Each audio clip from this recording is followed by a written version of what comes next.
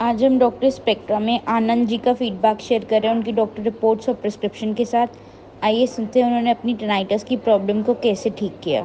मैं आनंद सिंह बात कर रहा हूँ हिमाचल से, कालाम से। पहले तो मैं डॉक्टर स्पेक्ट्रा जी का धन्यवाद करूँगा कि उन्होंने ऐसी मशीन बनाई है कि लोगों को आराम है। और मैं तो यही कहूँगा कि मतलब इतनी अवेयरनेस है इस बीमारी के बारे में कि लोगों को पता नहीं है कि हम ठीक हो जाएंगे या नहीं हो पाएंगे।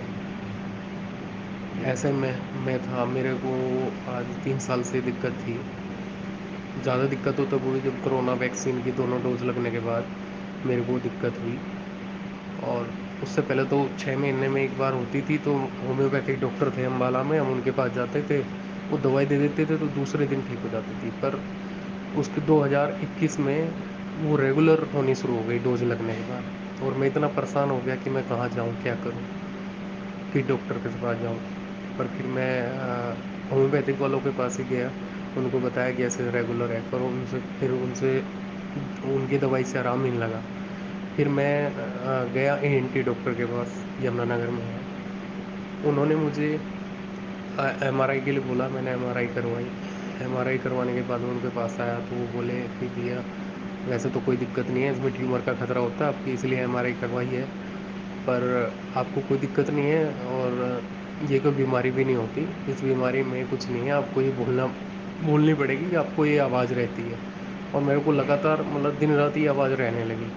तो मैं इतना परेशान हो गया कि भाई इसका इलाज भी नहीं है, कोई डॉक्टर भी कहते हैं इलाज नहीं है, पर दिक्कत हो रही है, तो करें तो क्या करें भाई। ऐसा दिमाग में क्या हो गया कि जिससे मैं इतना परेशान हो गया हूँ।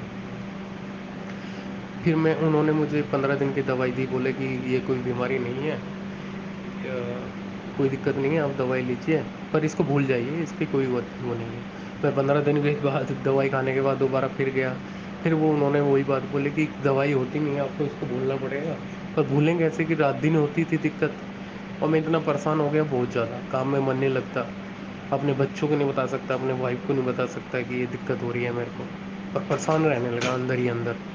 फिर क्या हुआ कि फिर मैं गया साइकियाट्रिस्ट के पास, दिमाग वाले डॉक्टर के पास। उनको मैंने बताया कि मेरे को ये दिक्कत है।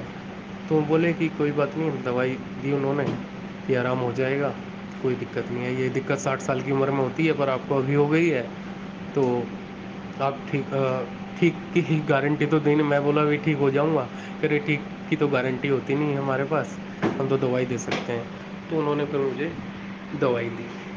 दवाई देने के बाद मैंने उनसे 1 साल दवाई खाई, पर मुझे दवाई लेने के बाद ऐसा नशा होने लगा जैसे। और मैं मतलब काम कर, अकाउंट्स का काम था मेरा। मैंने जब सुबह दवाई लेता तो ऐसा नशा हो जाता मेरे को कि जैसे मैंने ड्रिंक की है, ऐसा नशा हो जाता। और फिर रात को भी लेता, रात को भी मैं लेने के बाद डेड हो जाता बिल्कुल, कि जैसे नशा हो गया, तूने ड्रिंक कर ली है। फिर अब मैंने सोचा कि इसकी तो आदत ही बन गई है, आराम लग नहीं रहा था। सिर्फ अगर उसका नशा रहता था तो तब आराम रहता था, पर ऐसा कोई आराम नहीं था। फिर मैंने उस दवाई को छोड़ना सोचा कि छोड़ देता हूँ, जब आराम तो है नहीं और कहीं दिखाऊंगा। पर मैंने नेट पे इतना खोजा कि कहीं भी कोई आराम ही नहीं था। फिर नेट पे हम देखते, और इस बीमारी की इतनी अवेयरनेस है, मतलब लोगों को पता इतने मैंने और लोगों के मैंने नेट पे वो देखे हैं कि मेरे को 10 साल हो गए हैं, मेरे को 15 साल हो गए हैं, मैं इतना परेशान हूँ। और उनको पढ़ के और परेशानी हो जाती थी, मतलब कि क्या बीमारी लगी है शरीर में जिसको ठीक ही नहीं हो सकती है। फिर मैंने फिर कहीं योग करता था, योग देखता था कि योग से ठीक हो जाऊंगा क्या।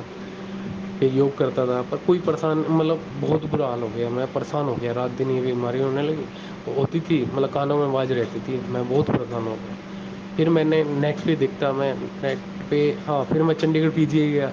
चंडीगढ़ पीजीआई वालों ने भी कहा कि ये कोई बीमारी नहीं होती, बिलोवास लीजिए आप सुबह शाम, और B12 लीजिए, और आपको कोई दिक्कत नहीं है, आप बस इसको भूल जाइए, कोई बीमारी नहीं होती। पर फिर करें क्या कि ये तो रात दिन होती थी, भूलें कैसे। फिर फिर नेट में मैंने देखा कि ये टिनाइटस, पता लगा कि ये टिनाइटस होता है। फिर टिनाइटस का डाला कि कोई इलाज है क्या। तो फिर मैंने डॉक्टर स्पेक्टा फ़ोन किया, मतलब इनका नंबर था सबसे पहले, इन्हीं का वो आता है नाम की, डॉक्टर स्पेक्टा की ऐसे ऐसे मशीन है।